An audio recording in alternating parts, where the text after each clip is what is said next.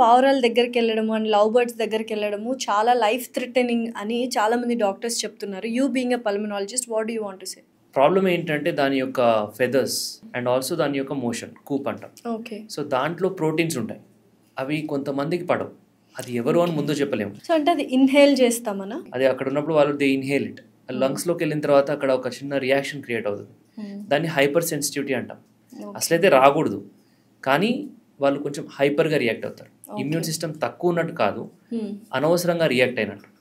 అట్లా రియాక్ట్ అవ్వడం వల్ల, అన్నెసెసరీ రియాక్షన్ వల్ల వాళ్ళ బాడీని హార్మ్ చేస్తున్నట్టు, సెల్ఫ్ హార్మ్. సో ఇది పిజియన్స్ అనే కాదు, ఏ బర్డ్ అయినా రావచ్చు. అందుకే దాన్ని బర్డ్ ఫ్యాన్సీయర్స్ లంగ్ అంటాం. బర్డ్స్ని ఎవరైతే ఫ్యాన్సీ చేస్తారో పెంచడం అన్ని, ఇంక్లూడింగ్ మీరు చెప్పే లవ్ బర్డ్స్ అవన్నీ కూడా, వాటి వల్ల కూడా రావచ్చు. సో అన్నెసెసరీగా వాటిని తెచ్చుకొని దాని రెగ్యులర్ ఫీడ్ వేరు, న్యాచురల్గా దాని ఫీడ్ అది చూసుకుంటుంది. వీళ్ళు ఏ ధాన్యాలు పడితే అవి ఇవ్వడం వల్ల దాని గట్లో కొన్ని డిస్టర్బ్ అవుతున్నాయి. That is not natural food దాన్ని. సో అది న్యాచురల్ ఫుడ్ కాదు కాబట్టి it's causing more problems to humans whenever they are inhaling it. So అన్నెసెసరీగా ఫీడ్ చేయకండి. ఇప్పుడు చాలా మంది యాక్టివిస్ట్ కూడా ఉంటారు, we do it, why you not saying to feed and all that. Like animal lovers చాలా మంది అయిపోయారు. You can love them to an extent. Yes.